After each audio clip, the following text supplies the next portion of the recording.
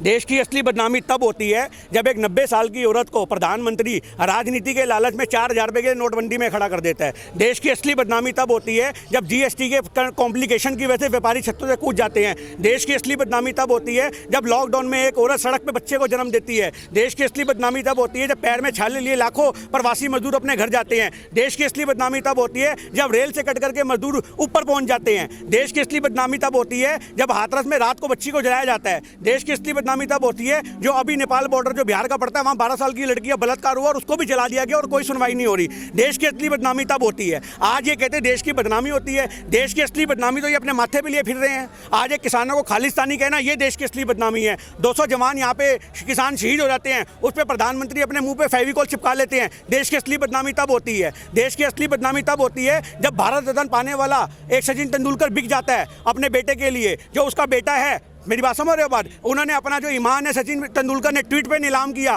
वो ट्वीट पे नीलाम करके अपने बेटे को नीलामी के लिए बोली लगवा दी उन्होंने। आईपीएल के अंदर 15 साल का लड़का उनका खेलेगा। देश की असली बदनामी तब होती है। देश की असली बदनामी तब होती है जब अक्षय कुमार जैसे आदमी जो भारत के है ही नहीं और वो भारत के बारे में अपना व्यक्तंगे रखते हैं। देश की असली बदनामी तब होती है। आज मोदी जी से बड़ा परजीवी कौन होगा जो 35 साल तक आदमी भीख मांग के खाता है? एक्चुअल परजीवी तो वो हुआ। कल तक वो देश की जनता की भीख पे निर्भर थे, आज अडानी और अंबानी की भीख पे निर्भर है। आज किसान कब से परजीवी हो गया? किसान तो दुनिया को भरपेट खाना खिलाता है, उनके लिए भरण पोषण करता है। किसान को परजीवी कहना, हाँ किसान अगर परजीवी है तो वो बिल्कुल परजीवी है। वो हवा के लिए परजीवी है जो कुदरत देती है, वो बारिश के लिए परजीवी है जो कुदरत देती है। आज सही मायने में मोदी जी जो है अपने ऐसे शब्दों का इस्तेमाल करके आंदोलन को भटकाने का काम कर रहे हैं। पर मैं आपको फिर बोल दूं, मैं भी आंदोलन जीवी, आप भी आंदोलन जीवी, ये भी आंदोलन जीवी, ये भी आंदोलन जीवी। हमारी रग रग में है आंदोलन, हमारी नस नस में है आंदोलन, मेरे खून के हर कतरे में है आंदोलन। तो ये जब तक हमारा देश के अंदर तानाशाही हुकूमतें होती रहेंगी, आंदोलन जिंदा रहेंगे और जिंदा होते रहेंगे और आंदोलन के सहारे ही देश की हुकूमतों को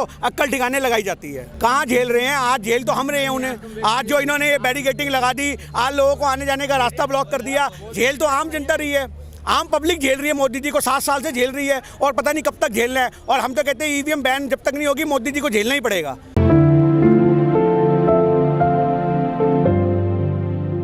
शाहनी जी, 75 दिन हो चुके हैं किसान आंदोलन को, सरकार टस से मस नहीं हो रही है और किसानों पे आरोप लग गया कि ये तो आंदोलन जीवी हैं।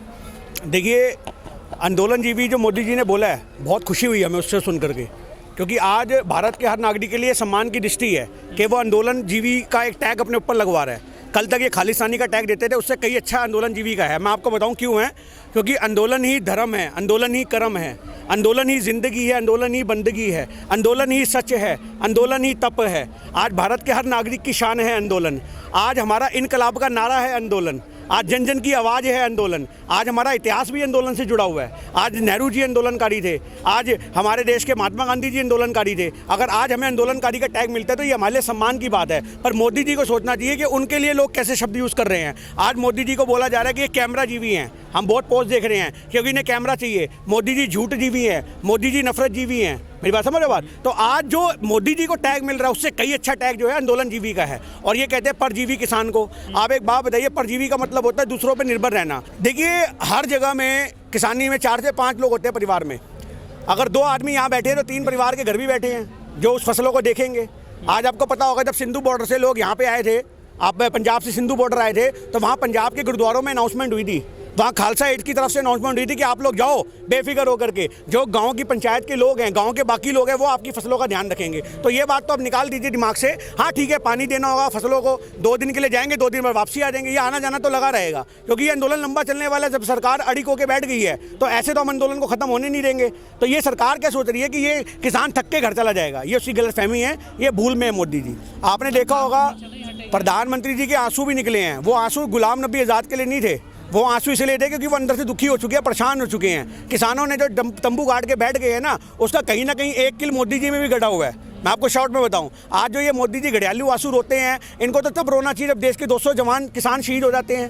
मेरी बात समझ रहे हो? आज मुद्दा क्या है, मोदी जी के जो आंसू थे वो उनकी नाम कामयाबी को छपाने वाले आंसू थे। उनको ये पता है कि आज मैं रोऊंगा तो सारा जन समूह जो मेरा जो भटके हुए अंधभक्त हैं वो सब मेरी तरफ आ जाएंगे। तो ये रोना तो एक ड्रामा है, आप सबको पता है। संसद में कौन रोता है वरना ऐसे? बिल्कुल मैं उनके सहमत करता हूँ। पर जो माहौल राकेश टिकैत ने झेला है यहाँ पे 2,500 की मिलिट्री को, आज मोदी जी यहाँ 250 लोगों को जेल के दिखाने पब्लिक में आकर के खाली सिर्फ 250 लोगों को बिना सिक्योरिटी के खड़े हो जाए, मोदी जी बोले मैं तुम्हारी बातों के जवाब देता हूँ। किसानों के पास एक ही रास्ता है, शांति प्रिय आंदोलन चलाएं। बड़े बड़े आंदोलन से बड़ी बड़ी हुकूमतें गिरती हैं। 1857 ईस्वी की क्रांति के वक्त भी जब खेती को ऐसे प्राइवेटाइजेशन के हाथों में सौंपा जा रहा था, तब भी हमारे देश के सारे हिंदू, मुस्लिम, सिख, ईसाई सब इकट्ठे हो गए थे। आज देश की एकजुटता जो है वो एक किसानी धर्म है। किसान का अपना एक धर्म होता है। जब तक देश के लोग एकजुट रहेंगे उन्हें कोई नहीं तोड़ सकता। आंदोलन जो है लंबे चलते हैं। एकजुट कहाँ है? अब तो बट रहे हैं लोग। कहाँ बट रहे हैं? मेरी बात सुनिए, आज आपको इस आंदोलन में हिंदू भी दिख रहा है, मुस्लिम भी दिख रहा है, सिख भी दिख रहा है, ईसाई भी दिख रहा है। आज इसमें चूड़ा भी है, चमार भी है, भंगी भी है, मोची भी है, नाई भी है, सब जात पात के लोग हैं। तो आज जो सब जात पात के लोग एकजुट हो जाते हैं तो वो आंदोलन को मजबूती देते हैं। नहीं, ऐसा कुछ नहीं है। 10-20 हज़ार किसान हैं। गाजीपुर बॉर्डर पर कम से कम 25-30 हज़ार किसान हैं। सिंधु बॉर्डर पर किसान बैठे हैं। आज आपको मैं बताऊं, जो किसान बाकी है, आज परिवार का अगर एक आदमी हमारे साथ है तो 4 हमारे घर में भी तो बैठे हैं जो समर्थन कर रहे हैं। आज समर्थन खाली ये तो नहीं कि यहाँ हाजिरी लगाने से ही होगा। आज घर बैठ के भी समर्थन आदमी देता है ना। आज जो ये लोग बॉलीवुड हॉलीवुड वाले समर्थन दे रहे हैं अपने ट्वीट के जरिए, तो वो यहाँ के आंदोलन का हिस्सा थोड़ी ना बन रहे हैं, पर वो इस चीज़ से एग्री कर रहे हैं कि भैया हम आंदोलन का पार्ट हैं। आज जो इतना जनसमूह है, अगर आज मैं कहता हूँ बैलेट पेपर पे चुनाव हो जाए, सिर्फ चुनाव, तो मोदी जी को अपने आप पता लग जाएगा कितना जनसमूह जो है वो किसानों के पक्ष में है। अभी महाराष्ट्र सरकार ने तो बोल भी दिया है कि हम वहाँ पे बैलेट पेपर पे चुनाव करवाएंगे। हम तो कहते हैं वहीं से देखना पूरे देश को आईना नजर आ जाएगा। ईवीएम के खिलाफ तो आंदोलन मैं तो कब से कहता रहा हूँ, ये होना ही चाहिए। मैंने अपनी पहले की बाइट में भी आपको बोला है, आज ईवीएम एक सहारा है। समझ रहे हो बात? आज आपको पता था, वो सुनिए ना आपने कहावत के राजा की जान तोते की गर्दन में होती थी, तोते की गर्दन में रोड़ दी तो राजा मर गया। आज इनकी जान ईवीएम में अटकी हुई है। जिस दिन ईवीएम को उखाड़ दिया, समझ लो इनके पेड़ की सारी जड़ें पुड़ दी जाएंगी। आज ईवीएम का विरोध होना जरूरी है। देखिए, बात का जवाब नहीं है, वो घुमाना है। आज एमएसपी की बात करते हैं, एमएसपी थी, एमएसपी है, एमएसपी रहेगी। आप मुझे एक छोटी सी बात बताइए, एमएसपी पे खरीद कहाँ होती है? सबसे बड़ा मुद्दा तो ये है ना कि एमएसपी पे खरीद हो, एमएसपी पे खरीद नहीं होती।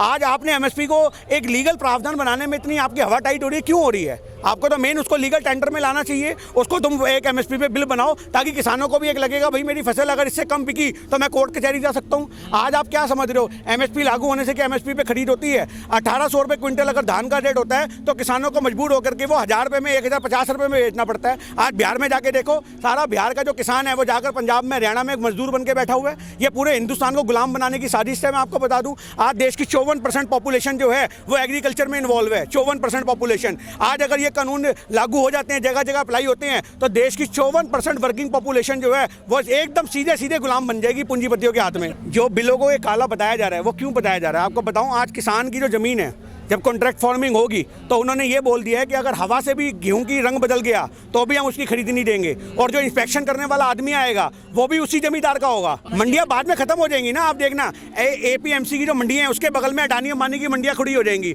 और वहां पे जब एक किसानों को शुरू में प्रलोभन दिया जाएगा कि आपकी 1800 की जगह 2000 में धान खरीदी जाएगी, सारे किसान वहां भागेंगे। तो जो मंडी में बैठे हुए लोग हैं वो धीमे धीमे अपने आप गायब होना शुरू हो जाएंगे। और जैसे ही वो गायब होंगे तो इनका रेट जो होगा वो कहेंगे 1000 रुपये में देना है तो दो, जैसे जियो के प्लान के वक्त इन्होंने किया। ये जो एक तरीका है ना, कच्चा लालच है।